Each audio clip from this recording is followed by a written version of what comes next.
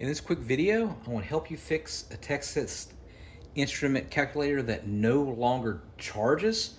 So you can plug it up and it will work, but as soon as you unplug it, it stops working or it just won't charge any longer. So this can happen with Texas Instrument calculators, and they could either use a micro USB or they can use the mini, depending on what version that you have. So the first thing I want you to do is, if you're plugging it up to a computer or a laptop, try a different USB cord or a USB port on your, so if you're using one, let's say on the right side of your laptop, try the one on the back and just try a different USB port, and then keep it plugged into your device for a good 30 minutes. See if that will work. Sometimes you'll see that it'll start catching a charge.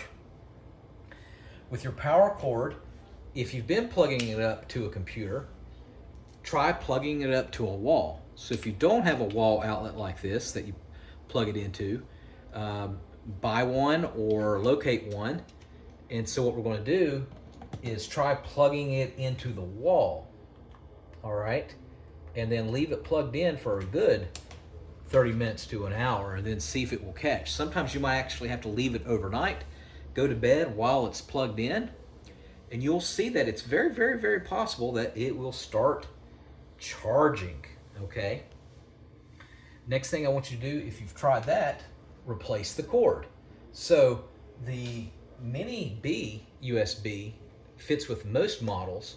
It's basically this little fat one, like a fat box like this. I'll put a link in the comment section where you can get off of Amazon, where you can get a Mini B like this, but you might need to replace the cord or look around your home and see if you got another one.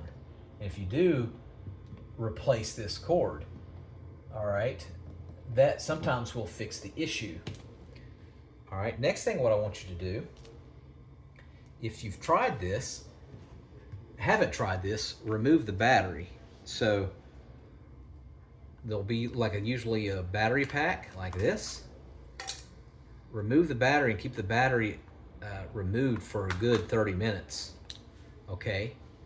And then while the battery is out, hold down the power button for a good 10-15 seconds. That will clear the memory.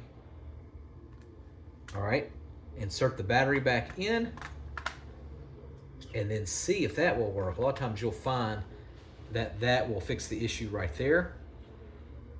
Turn it back on, and what we're going to do is we're going to plug it back into the wall or to the device.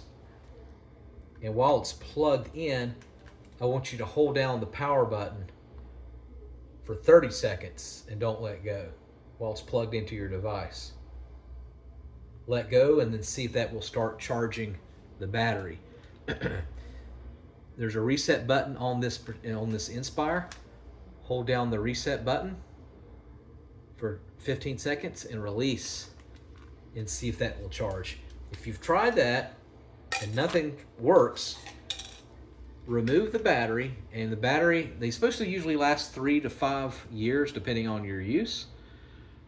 Write down the model number. This particular one is the 3.7 L200 SPA. All right, but read yours particular battery and plug it into Amazon or eBay and see if you can get a new battery, and that most likely will fix the issue.